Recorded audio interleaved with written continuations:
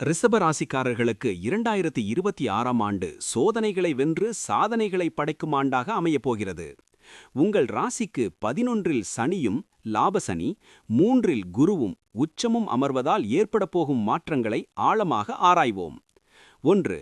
சனியின் லாபநிலை லாபசனி 11ஆம் இடம். 2026 மார்ச் மாதம் முதல் சனி பகவான் உங்கள் ராசிக்கு 11ஆம் இடமான மீனத்திற்கு செல்கிறார். இது ரிஷப ராசிக்கு மிகச்சிறந்த அமைப்பாகும். தாக்கம்: 11ஆம் இடம் என்பது லாபஸ்தானம். கடந்த காலங்களில் நீங்கள் பட்ட கஷ்டங்களுக்கு இப்போது பலன் கிடைக்கும். முடங்கிக் கிடந்த தொழில்கள் வேகம் எடுக்கும்.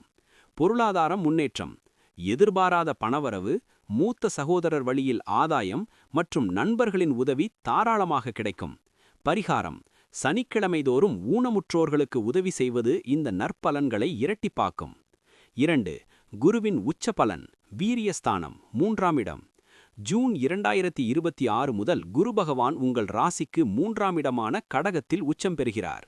தைரியம் மற்றும் தன்னம்பிக்கை: மனதில் இருந்த குழப்பங்கள் நீங்கி எதையும் எதிர்கொள்ளும் துணிச்சல் பிறக்கும். உங்கள் பேச்சிற்கு சமுத்தில் மதிப்பு கூடும்.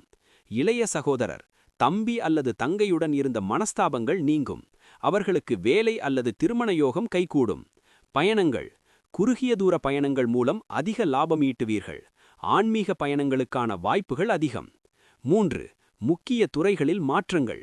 உத்தியோகம் கெரியர்: வேலையில் பதவி உயர்வு, ப்ரமோஷன் மற்றும் ஊதிய உயர்வு நிச்சயம் உண்டு. உங்களுக்கென்று ஒரு தனி அங்கீகாரம் கிடைக்கும்.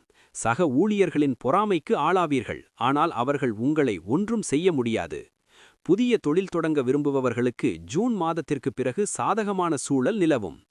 கல்வி எஜுகேஷன்: மாணவர்களுக்கு நினைவாற்றல் அதிகரிக்கும். போட்டித் தேர்வுகளில் வெற்றி பெறும் யோகம் உண்டு. விளையாட்டு மற்றும் கலைத்துறையில் இருக்கும் மாணவர்களுக்கு மாநில அளவிலான அங்கீகாரம் கிடைக்க வாய்ப்புள்ளது. திருமணம் மேரேஜ்: குருவின் பார்வை உங்கள் ராசிக்கு 7, 9, 11 ஆகிய இடங்களின் மீது விழுவதால் தடைபட்ட திருமணங்கள் சுபமாக முடியும். காதல் திருமணங்களுக்கு பெற்றோர்களின் பச்சை கொடி கிடைக்கும். நீண்ட நாள் வரன் தேடுபவர்களுக்கு மனதிற்கு பிடித்த வாழ்க்கை துணை அமையும். குடும்பம் மற்றும் உறவுகள்: கணவன் மனைவி தம்பதியினரிடையே ஒற்றுமை பலப்படும். ஒருவரை ஒருவர் புரிந்து கொண்டு செயல்படுவீர்கள். குழந்தை பாக்கியம்: நீண்ட நாட்களாக குழந்தை பாக்கியம் இல்லாதவர்களுக்கு ஜூன் மாதத்திற்கு பிறகு மருத்துவ உதவிகள் இன்றி இயற்கை வழியிலேயே வாரிசு யோகம் உண்டாக வாய்ப்புள்ளது. பகை நீங்குதல்: உங்களை விட்டு பிரிந்து சென்ற உறவினர்கள் தாமாகவே முன்வந்து பேசுவார்கள். நிதி நிலைமை மற்றும் கடன் ஃபினான்ஸ் அண்ட் டெட். வருமானம்: சனி 11இல் இருப்பதால் வருமானத்திற்கு பஞ்சம் இருக்காது. ஷேர் மார்க்கெட் மற்றும்